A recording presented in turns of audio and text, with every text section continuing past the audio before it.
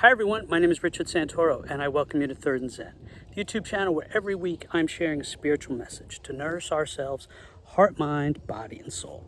First, thanks for stopping by the channel. Thanks for checking out today's video. I do hope that this video finds you doing well. I hope you're enjoying your summer. Hope you're taking the time to care for yourself, heart, mind, body, and soul. As you can see, I'm sitting out here on a beautiful, hot summer day. If you see me swat or hit, I'm starting to get bit a little bit, but I'm going to power through it because I love being out here and I love doing this. With that being said, let's all take a nice deep breath. Just take a moment and just breathe. Just allow yourself to be still, to just be here.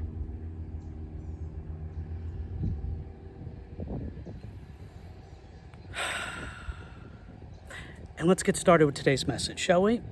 So I want to just talk about something from when I was a kid. When I was a kid growing up in my church, same church I've been in my whole life. When I was a kid, the youth group in the church was huge. It was really prominent, and I had an older brother and an older sister who were part of the youth group.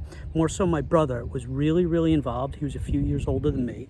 So before I was of the age to be part of this youth group, you know, I was always around with my older brother, who begrudgingly allowed me to be around. Older brothers don't like their younger brothers to hang out, but friends of his did.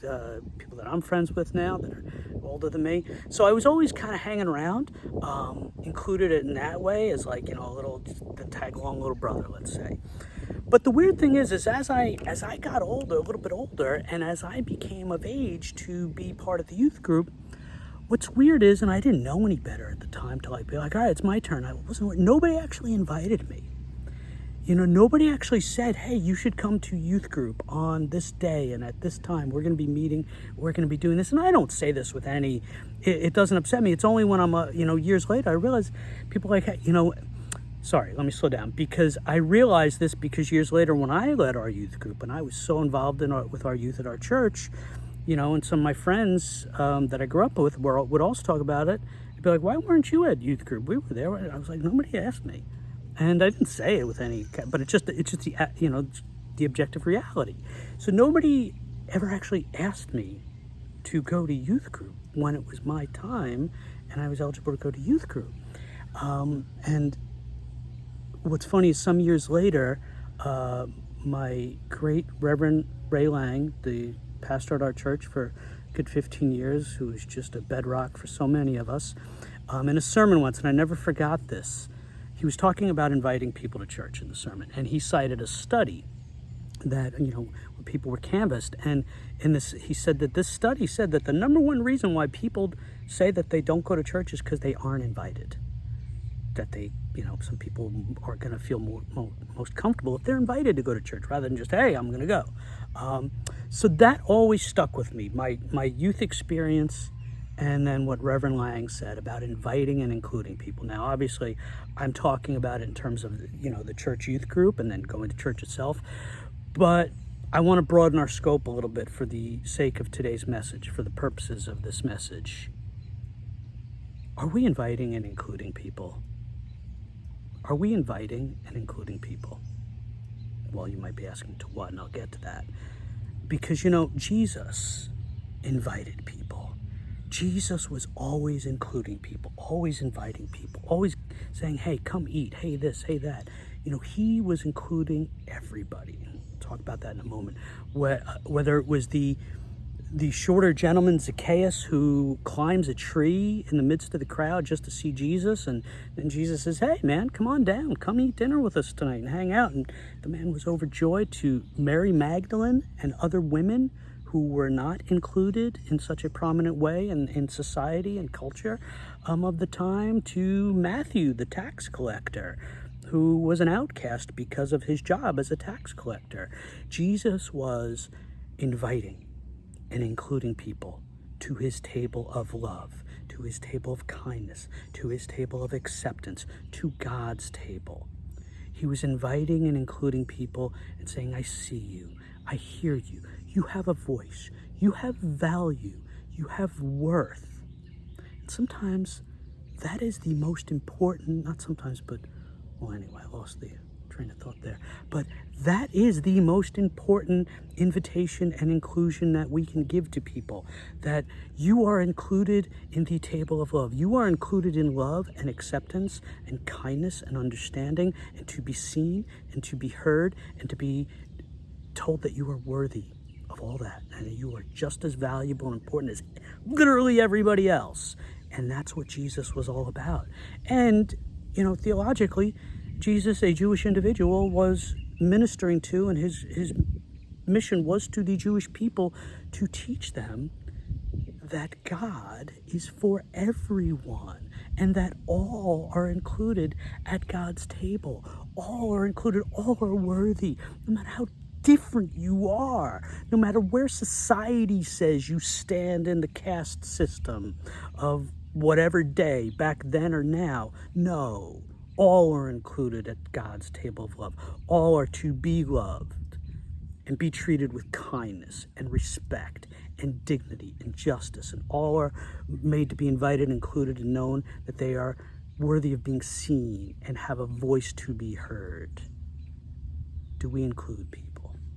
Not only in churches and in youth groups, but in all things that are valuable and important, in care, in love, in empathy, in understanding, acceptance, unconditionally, with agape, with grace, with mercy, with acceptance, joy, kindness, enthusiasm, warmth, affection, letting people be truly seen, truly heard, with an absolute, unequivocal seat at the table, equal to all. Are we doing that? It's easy. It's easy to include the lovable. It's easy to include the easy people. It's easy sometimes to just do that. But what about the people that maybe we find challenging to us in some way, shape, or form? What about the people that folks find challenging, that maybe don't fit a mold, or might be even just difficult, or they find troubling, or just, for whatever they term, different? Is our circle big enough? Our personal circle? Our communal circle? Our societal circle? So on and so forth. Are we including and inviting people and letting them know that they are included and invited? Well, if we can't learn it from Jesus, maybe we can take a moment here and learn it from Star Trek. I want to talk about Star Trek for a moment. Maybe, just maybe. Gene Roddenberry, the creator of Star Trek, his vision from the start and through his tenure overseeing it and all on up until today, Star Trek's older than I am, it's always been about including everybody. And it was like that then as it is now, because whether it was Gene Roddenberry or those who are commanding the Star Trek ship now, they all look around at society and see that people aren't included. So Gene Roddenberry's vision was about creating something to show a future where everyone is included. This beautiful future that could be. For Gene Roddenberry, his show is a message of hope to what could be. So it always had, from its start, all on through all of its iterations, be it shows or movies or literature, people that look different, people that are different, in all different ways, in innumerable ways. It was always about, hey, everybody is different and we're all together. Everyone is still included. Everyone is the same.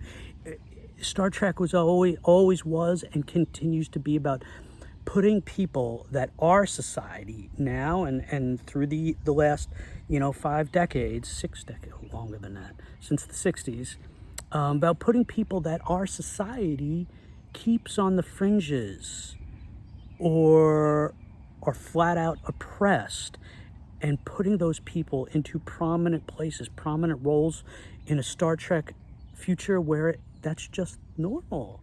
It's just beautifully the norm. And it's a message of hope that, hey, this is what could be. Let's be like this.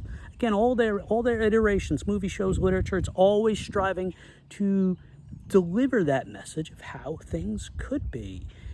if we all just included people and invited people to the table.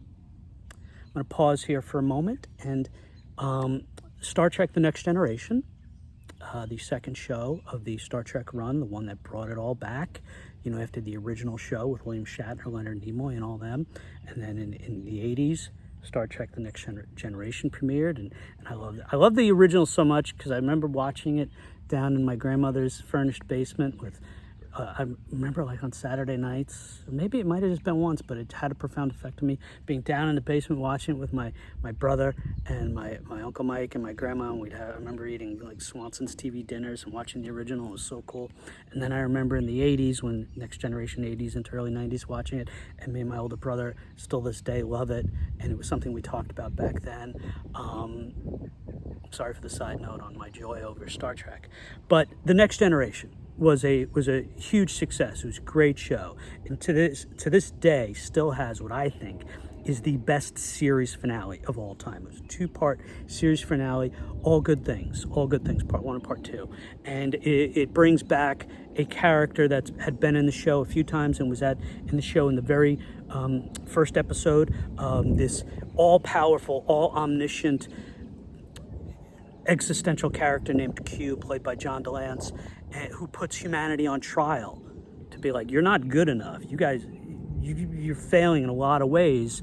And that was how the series started, and that's how the series ended, with being put on trial again. And as the 2-part finale comes to its close, Captain Jean-Luc Picard, played by Sir Patrick Stewart, and Q, the aforementioned Q, played by John DeLance, when the Star Trek gang the Enterprise gang has, saved the day, saved the universe, saved all time, and passed Q's trial, passed Q's test. Picard says, and I have the script here like I did recently, Picard says to Q, I sincerely hope that this is the last time that I find myself here on trial. And Q says, you just don't get it, do you, Jean-Luc?